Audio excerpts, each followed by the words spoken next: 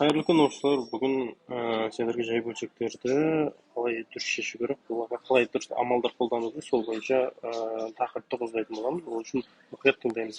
Минимум сендерге 3 рет көруге кеңес беремін, себебі адам көп көрген сайын оны түсіне бастайды. Сондықтан көру өте маңызды, иә. Сосын практика жасау маңызды.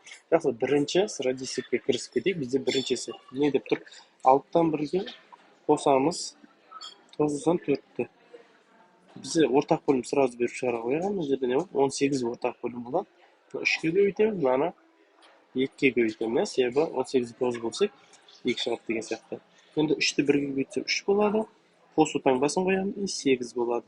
4-ті 2-ке көбейтсек, сонда бізде 18, алымы 11 шығады. Демек, бізде жақшаның іші бізде нешеге тең болды? 18-ден 11-ге тең болды. Енді екінші жол не істеймін? Осы 18-ден 11-ді не істеймін? Азайтамын 2-ден 1-ге. Сонда менде шығады ортақ бөлім 18. 11 өзі қалады, себебі 1-ге көбейтемін. Мынаны 9-ға көбейтемін.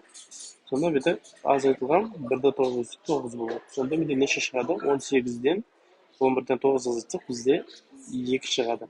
Әрине, екеуінде 2-ге қысқартып жіберсем, менде не болады? Мына жерде 9, мына жерде 1. Демек, жауабы неше шығар екен? 9-дан 1 деген сияқты. Ары қарай. Екінші есеп. Бізде не сұрап тұр? Дәл осылай.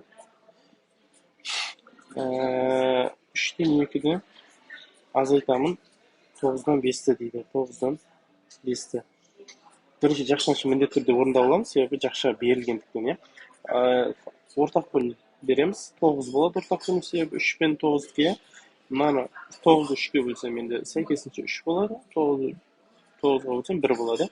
3-ті 2-ге көбейтсем, менде не болады? 6 болады. Азайту демінде 5-ті 1-ге көбейтсем 5 болады. Демек, бізде неше шығады? Жақшаның іші 9-дан 1 шығады деген сөз.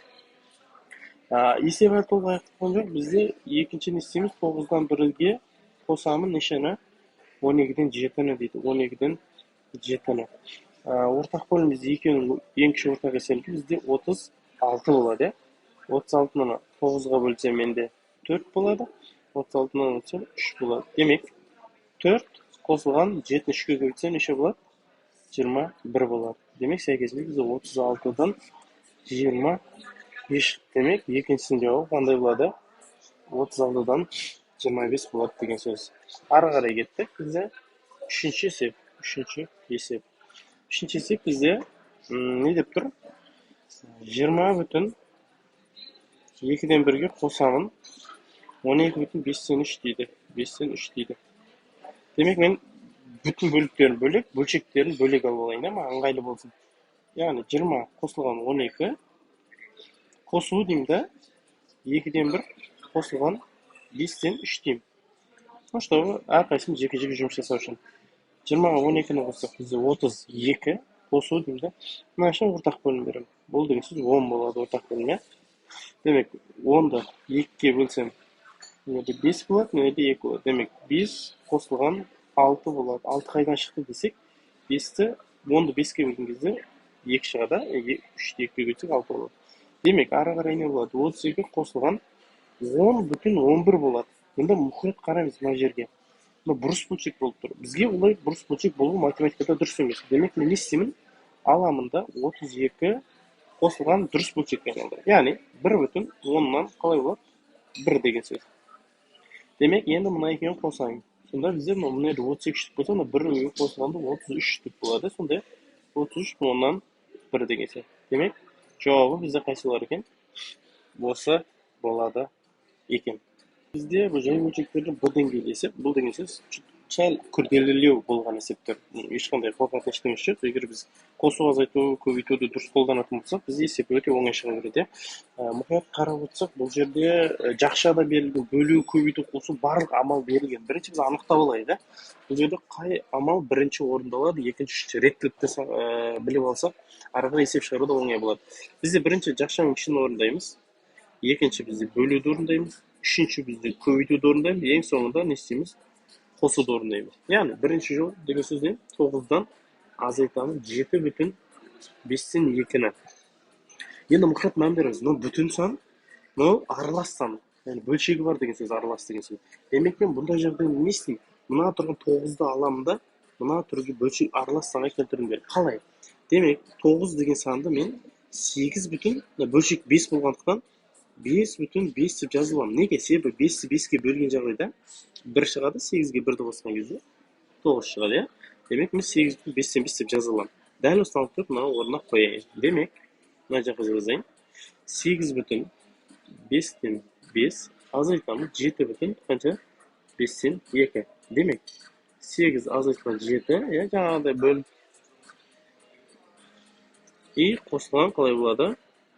5-тен 5 азайтылған 5-тен 2 тең 8-тен 7 азайтсақ бізде 1 болады, әрине қосылған 5-тен 3. Демек бұл деген сөз 1 бүтін 5-тен 3-ке тең болады деген сөз, иә.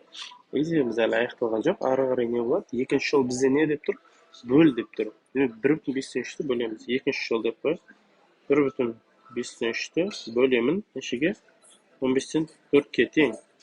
Мына тұрған санды мен аралас бұрыс бөлшекке айналдырып алуым керек. Көбейту ыңғайлы болу үшін 5-тен 8 болады. Көбейткен кезде мына екеуінің таңбасы сәйкесінше орындары алмасады. Бұл деген сөз 4-тен 15 болады. Тең. Не қалай болады? Мына мен 4 қысқарады 8-бен, бұл 2 қалады, нелі 1 қалады. 5 пен 15 кетеді, нелі 3 қалады, нелі 1 қалады. Демек, енді 2 және 3 деген сандар ғана қалды. Демек, 2-ні көбейтілсе менде 6-ны менде. Бөлу де орындалды. Енді ары қарай 3-ші жол қандай?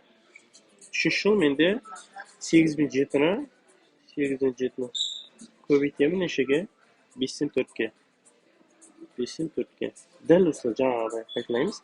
8 бен 4-ті қысқартқан неді 2 қалады. И болды ары қарай. 7 қалады деген сөз алымында бөлімінде 2 мен 5-тің көбейтілсе 10 болады деген сөз. Демек, ең соңында 4-ші жол бізде қандай болады? Мына тұрған санды, мына тұрған санға қосамыз деген сөз. Демек, 6 қосылған 10 бүтін 10-7. Демек, бұл деген сөз 6 бүтін 10-7-ге тең. Демек, бұл есептің жауабы қайсы болады екен? Осы болады.